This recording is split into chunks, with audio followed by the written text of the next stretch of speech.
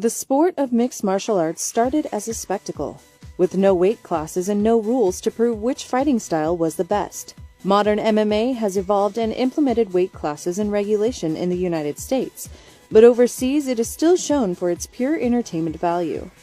Freak show fights with no weight classes often occur in Japan where there isn't a commission, and this practice isn't sanctioned in the United States. These are the top 10 freak show fights in MMA. Number 10. Eric Esch vs. Zulu Zinho. There was almost 800 pounds in the ring when Eric Esch, aka Butterbean, took on fellow super heavyweight Zulu Zinho at Pride 34. Both fighters came out swinging, but after clinching, Esch was able to get the 390-pound Zulu Zinho to the ground.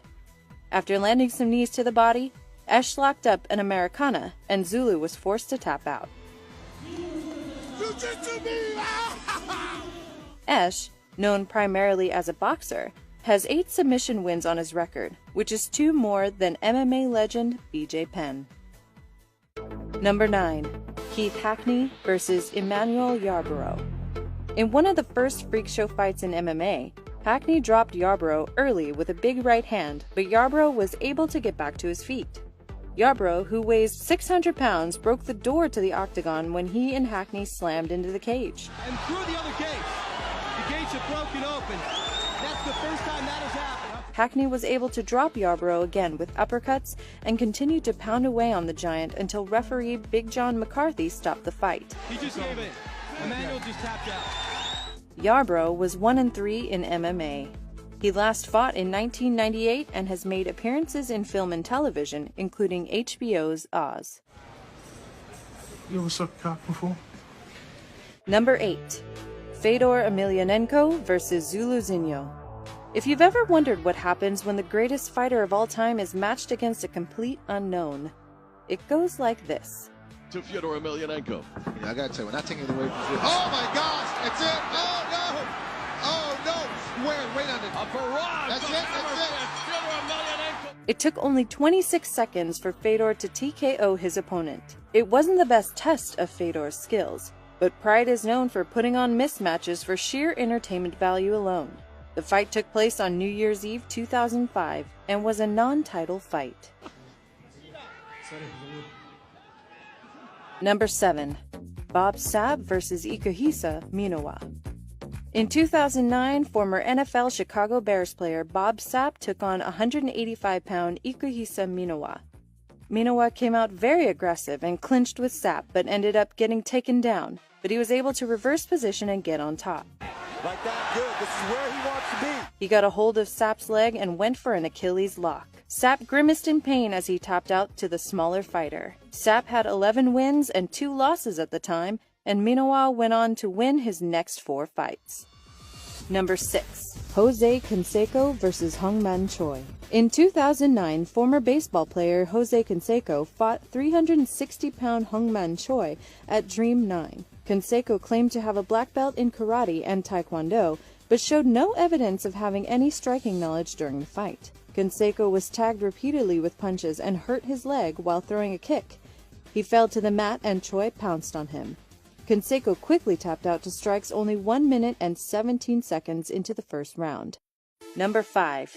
Giant Silva vs. Ikuhisa Minowa. Giant Silva stands over 7 feet tall and weighs nearly 400 pounds. At Pride Bushido 10, he took on the 5'9" Ikuhisa Minowa. Minowa closed the distance early with a somersault into a single-leg takedown and was able to get on top of Silva. Minowa going to the body with some elbow strikes. After landing some elbows to the body, Minowa started throwing knees to his opponent's head. Silva quickly tapped out and Minowa won via TKO of the first round. And Minowa now leading the audience in his trademark cheers. A definite fan favorite here in Pride Fighting Championships. Number 4. Royce Gracie vs. Akebono. MMA legend Royce Gracie took on professional sumo wrestler Akebono at K1 Dynamite in 2004. Royce weighed in at only 179 pounds, while Akebono tipped the scales at a whopping 484 pounds.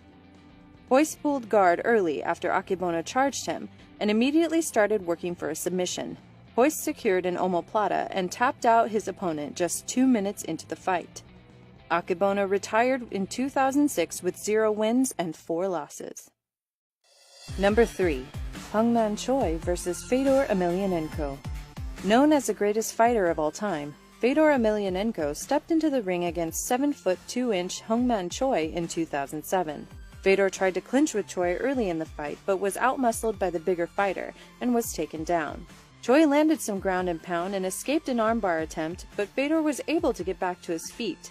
He was quickly taken down again, but this time secured an armbar on the South Korean giant, who tapped out at 1 minute and 54 seconds in the first round. Number 2. Ikuhisa Minowa vs. Zulu Zinho. Outweighed by over 200 pounds, Ikuhisa Minowa took on 390-pound Zulu Zinho at K1 2007. Minowa spent the majority of the fight running away and making the bigger man chase after him, but eventually Zulu trapped him in the corner and took him down. Minowa couldn't escape the position and was TKO'd. Minowa commonly fights bigger opponents and normally wins, like in his submission victory over Eric Esch, but the weight of Zulu proved to be too much to handle. Number 1. Genki Sudo vs. Eric Esch. Eric Esch was a former pro boxer who weighs nearly 400 pounds, and in his MMA debut took on 155-pound Genki Sudo. Genki kept his distance from the larger fighter, attacking his knees with kicks and circling away to avoid Esch's power punches. Genki eventually shot in for a takedown and got Esch on his back. Being his first MMA fight, Esch had limited knowledge on how to defend himself on the ground and was quickly submitted with a heel hook. Genki retired in 2006 with a record of 15 wins and 7 losses. Thanks for watching. Be sure to subscribe.